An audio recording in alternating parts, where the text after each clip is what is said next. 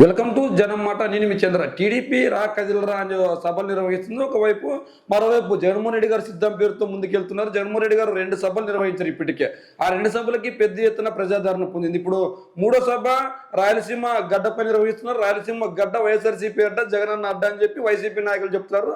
దానికి నిదర్శనంగా 2014 ఎన్నికలు కావచ్చు, 2019 ఎన్నికలు కావచ్చు, అఖండ మెజారిటీతో వైఎస్ఆర్సీపీ రాయలసీమలో గెలిచింది. మరి ఇదంతా పక్కన పెడితే టీడీపీ రా కదిలరా ఓ కార్యకర్త అనే సభలు నిర్వహించింది. ఆ సభల్లో ప్రజాదరణ తక్కువైంది. ఎందుకు ప్రజాదరణ తక్కువైంది అంటే జగన్మోహన్ రెడ్డి గారు చేస్తున్న పనులని వాళ్ళు తప్పుడు మాటలతో వాళ్ళు మాట్లాడుతున్నారు. ఖచ్చితంగా వాళ్ళకి ప్రజాదరణ లేదని మనకు అర్థమవుతుంది. ఇక్కడ కూడా ఒక మన దగ్గర ఒక రెండు వీడియోస్ ఉన్నాయి. 2 వీడియోలు మనం చూద్దాం ఒకసారి.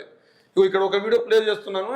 ఈ 2 వీడియోల్లో కూడా ఖచ్చితంగా ప్రజాదరణ లేకుండా వెలువెళ్ళిపోతుంది ఖచ్చితంగా అని చెప్పొచ్చు మనం. ఎందుకు ఇలాంటి పరిస్థితి నెలకొంది టీడీపీకి అంటే ఖచ్చితంగా టీడీపీ వచ్చే ఎన్నికల్లో గెలుస్తానని చెప్తున్నప్పటికీ ఖచ్చితంగా వాళ్ళకి ప్రజాదరణ అయితే లేదు. ఎందుకంటే టీడీపీ ఎటువంటి మాటలు మాట్లాడినా కూడా ఖచ్చితంగా ప్రజాదరణ లేకుండా ఎక్కడికక్కడ ఉండిపోయింది. మరి ఇలాంటి పరిస్థితి ఎందుకు వస్తుంది టీడీపీకి అంటే వాళ్ళు చేస్తున్న ఆరోపణలు. వాళ్ళు 2014, 2019 ఎన్నికల్లో చేసిన తప్పుల్ని కప్పిపుచ్చుకోవడానికి వాళ్ళు ఎన్నో మాట్లాడుతున్నారు. ఈ మాటలన్నీ ప్రజలు నమ్మే పరిస్థితి లేదు అని చెప్పేసి వైఎస్ఆర్సీపీ నాయకులు చెప్తున్నారు.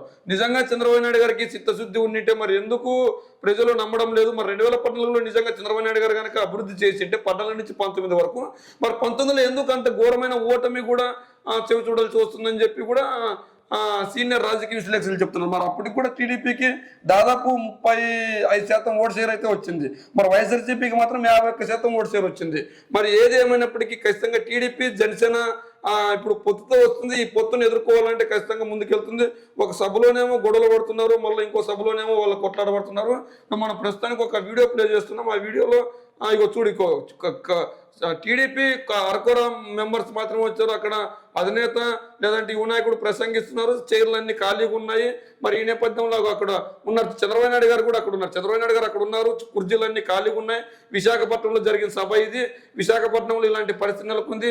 ఖచ్చితంగా అక్కడ చూడొచ్చు చైర్లన్నీ అలా ఖాళీగా ఉన్నాయి. అంటే మొదటి 2 వరుసలు మాత్రమే ఉన్నాయి విశాఖపట్నంలో, మిగిలిన వరుసలన్నీ ఖాళీగా ఉన్నాయి. అక్కడ మాట్లాడుతున్నాడు, కుర్చీలన్నీ ఖాళీగా ఉన్నాయి. చంద్రబాబు నాయుడు గారు మాటలు నమ్మే పరిస్థితి జనాలకు లేదా అని మనకు అర్థం తెలుస్తుంది. మరి ఎందుకు ఇలాంటి పరిస్థితి నెలకొంది అంటే ఖచ్చితంగా చంద్రబాబు నాయుడు గారు చేసే మాటలు వ్యాఖ్యలు ప్రజలు నమ్మే పరిస్థితి లేరు.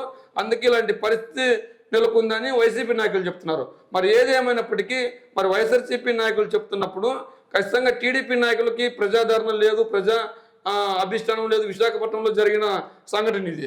అయితే ఇలా జరుగుతున్న సంఘటనలను బట్టి చూస్తే వచ్చే ఎన్నికల్లో వైఎస్ఆర్సీపీ విజయం ఖాయంగా కనిపిస్తుంది. ఎందుకు వైఎస్ఆర్సీపీ విజయం ఖాయంగా కనిపిస్తుందంటే వైఎస్ఆర్సీపీ నిర్వహిస్తున్న సిద్ధం సభలకు ఎంత పెద్ద ఎత్తున జనాలు వెళ్తున్నారు అంటే గోదావరి జిల్లాలో జగన్మోహన్ రెడ్డి గారికి పట్టు లేదని వాళ్ళు చెప్పినా కూడా అక్కడ జందులూరు సభలో అంత భారీ ఎత్తున వచ్చారు. దాదాపు 6 లక్షల మంది కార్యకర్తలు వచ్చారు. జగన్మోహన్ రెడ్డి గారు ఎన్నికలకు సిద్ధం అంటే మేము కూడా సంసిద్ధమే, ఖచ్చితంగా మిమ్మల్ని గెలిపించడానికి సంసిద్ధమే అని జందులూరు సభలో కావచ్చు, ఏలూరు సభలో కావచ్చు మనం చూసాం. మరి రేపు రాయలసీమలోని అనంతపూర్ జిల్లా రాప్తాడు నియోజకవర్గంలో 3వ సిద్ధం సభ నిర్వహిస్తున్నారు. మరి ఈ 3వ సిద్ధం సభకు కూడా భారీ ఎత్తున జనాలు వచ్చే అవకాశం ఉంది.